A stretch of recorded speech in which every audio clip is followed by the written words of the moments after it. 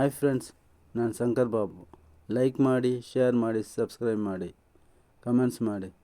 ಈಗ ನಾವು ಉಡುಪಿ ಹತ್ರ ಮಲ್ಪೆ ಬೀಚಲ್ಲಿ ಸನ್ಸೆಟ್ ಆಗುತ್ತೆ ಅಂತ ಹೇಳಿದ್ರು. ಅದಕ್ಕೆ ಅರ್ಜೆಂಟಾಗಿ ಫಸ್ಟ್ ಬೀಚಿಗೆ ಬಂದಿದ್ವಿ. ಬೀಚ್ ಸನ್ಸೆಟ್ ತುಂಬ ಸುಂದರವಾಗಿ, ಅಂದವಾಗಿ ಹೆಂಗಿದೆ ಅಂದರೆ ಕಣ್ಣು ಎರಡು ಸಾಕಾಗಲ್ಲ.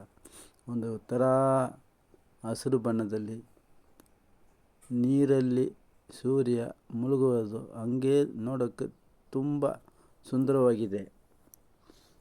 ಇದನ್ನು ನೋಡೋಕ್ಕೆ ಎರಡು ಕಣ್ಣು ಸಾಕಾಗಲ್ಲ ಅಂತ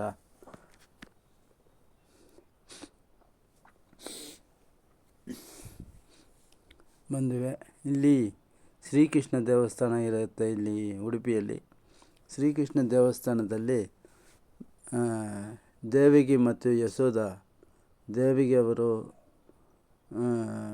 ಕೃಷ್ಣನನ್ನು ನೋಡಿ ಕೇಳ್ಕೊಂಡ್ರಂತೆ, ಕೃಷ್ಣ, ನಿನ್ನ ಬಾಲ್ಯ ವಯಸ್ಸು ನಾನು ನೋಡೇ ಇಲ್ಲ, ಅದಕ್ಕೆ ನಿಮ್ಮ ಬಾಲ್ಯನ ನಾನು ನೋಡಬೇಕು ಅಂತ ಕೇಳಿದಾಗ ಯಶೋಧ ದೇವಿಗೆ ಇಬ್ಬರಿಗೂ ಬಲರಾಮ ಮತ್ತು ಕೃಷ್ಣ ಇಬ್ಬರೂ ಒಂದು ಚಿಕ್ಕ ಮಕ್ಕಳಾಗಿ ಅವ್ರಿಗೆ ಒಂದು ಮಾಯೆ ತೋರಿಸಿದ್ರಂತೆ. ಅದು ನೋಡಿ ಯಶೋಧ ಮತ್ತು ದೇವಿಗೆ ಇಬ್ಬರೂ ಸಂತೋಷ ಇಟ್ಕೊಂಡ್ರಂತೆ. ಈ ದೇವರನ್ನು ಸ್ವಯಂ ರುಕ್ಮಿಣಿಯವರೇ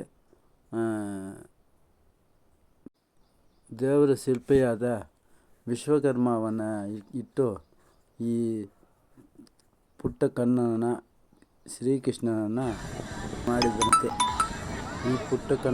ಮಾಡಿದಂತೆ.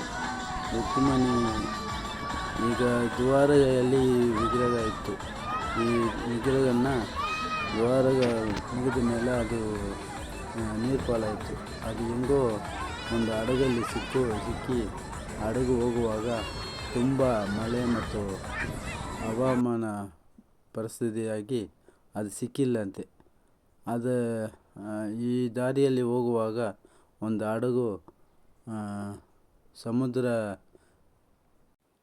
ತುಫಾನಲ್ಲಿ ಸಿಕ್ಕಿ ಹೋಗೋಕ್ಕಾಗದೆ ಇಲ್ಲಿಂದ ಮಧ್ವಾಚಾರ್ಯರು ಆ ಗಾಳಿಯನ್ನು ತಮ್ಮ ಅಂಗವಸ್ತ್ರದಿಂದ ಆರಿಸಿದ್ರಂತೆ.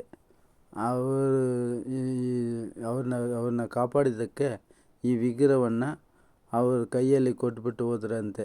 ಈ ನಮ್ಮ ಹತ್ರ ಇರುವ ಯಾವುದೇ ಒಂದು ವಸ್ತುವನ್ನು ನೀವು ತಗೊಳ್ಳೇಬೇಕು ಅಂತ ಹೇಳುವಾಗ ಆಯಿತು ಅಂತ ಒಂದು ನಿಮ್ಮ ವಿಗ್ರಹ ಮತ್ತು ಸಾಲಿಗ್ರಾಮ ಕೆಲವನ್ನು ಅವ್ರ ಹತ್ರ ಕೊಟ್ಬಿಟ್ಟು ಹೋದ್ರಂತೆ. ಅದನ್ನು ತಗೊಂಡು ಬಂದು ಈ ಜಾಗದಲ್ಲಿ ಪ್ರತಿಷ್ಠಾಪನೆ ಮಾಡಿದ್ದಾರೆ. ಅದೇ ಈಗ ಉಡುಪಿ ಕೃಷ್ಣಯ್ಯನ ದೇವಸ್ಥಾನ ಅಂತ ಒಂದು ಕಥೆ ಇದೆ. ಇದು ಸಾವಿರಾರು ವರ್ಷ ಮುಂದೆ ಕತೆ. ಕ್ಲಿಯರಾಗಿ ನಮಗೂ ಗೊತ್ತಿಲ್ಲ, ಹೇಳಿದ್ದೀನಿ, ಗೊತ್ತಿರೋವರೆಗೆ ಹೇಳಿದ್ದೀನಿ. ತುಂಬ ಸುಂದರವಾದ ಜಾಗ. ಬೀಚ್ ಹತ್ರ ಇರುತ್ತೆ. ಉಡುಪಿ ದೇವಸ್ಥಾನದಲ್ಲಿ ಊಟ ಇರುತ್ತೆ. ಊಟ ಫ್ರೀಯಾಗಿರುತ್ತೆ.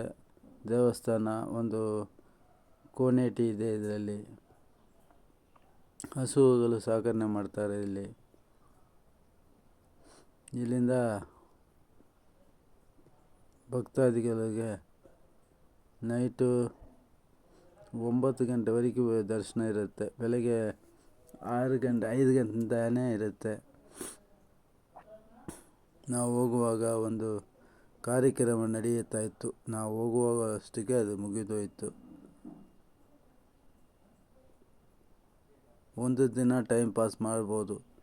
ದೇವಸ್ಥಾನ ದರ್ಶನ ಮಾಡಿ ಬೀಚಲ್ಲಿ ಒಂದು 2 ಅವರ್ ಆಡೋಕ್ಕೆ ತುಂಬ ಇದಾಗಿರುತ್ತೆ. ಬೀಚ್ ಒಳಗೆ ಬಿಡಲ್ಲ, ಆದ್ರೂ ಜನ ಹೋಗ್ತಾ ಇದ್ದಾರೆ.